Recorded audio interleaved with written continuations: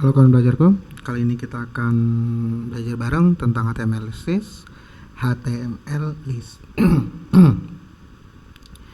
Dan kali ini kita akan belajar khusus tentang unordered dari HTML list. Daftar unordered atau list unordered dimulai dengan tag UL. Setiap item daftar dimulai dengan tag LI.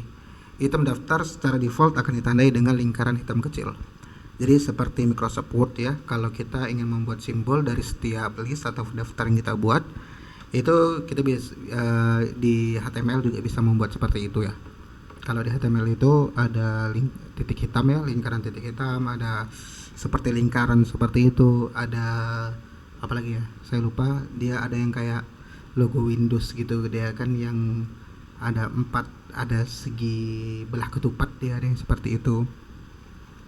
Jadi di HTML juga bisa seperti itu ya. Ini contohnya, kita langsung aja buka text editor kita.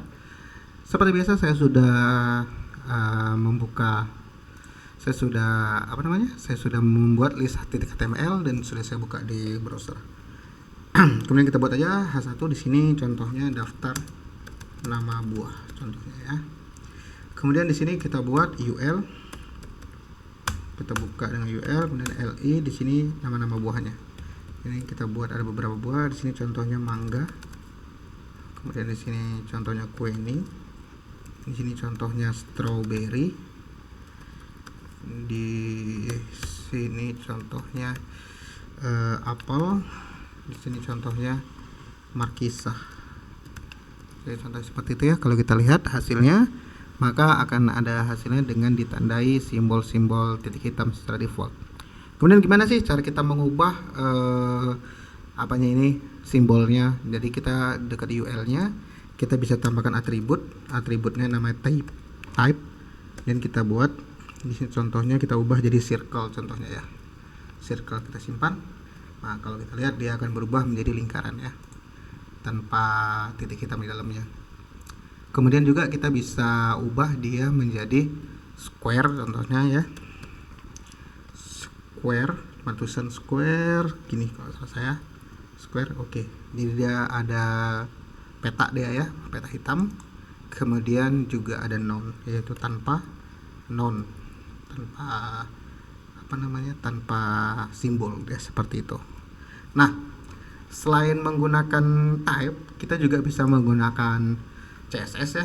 Kita bisa menggunakan CSS karena sekarang ini HTML itu udah umumnya digunakan bareng dengan CSS.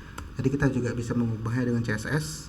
Karena kalau kita lihat tab ini suggestion dari Visual Studio Code-nya ya tidak ada ya. Kalau kita lihat attribute style, makanya kemungkinan sudah nggak disarankan lagi sekarang ya. Jadi kita bisa menggunakan dengan style, dengan parameternya apa ya, list style type.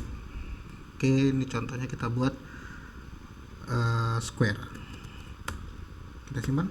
Nah, dia maka akan simbolnya juga akan berubah ya, seperti ini ya. Teman-teman bisa ubah-ubah kok di sini bisa menjadi apa contohnya. Jadi seperti itu membuat HTML list unordered ataupun menggunakan simbol di HTML. Jadi sekian video dari saya, kita lanjutkan di video berikutnya. Sampai berjumpa lagi untuk menambah ilmu kita 1% setiap hari. Terima kasih.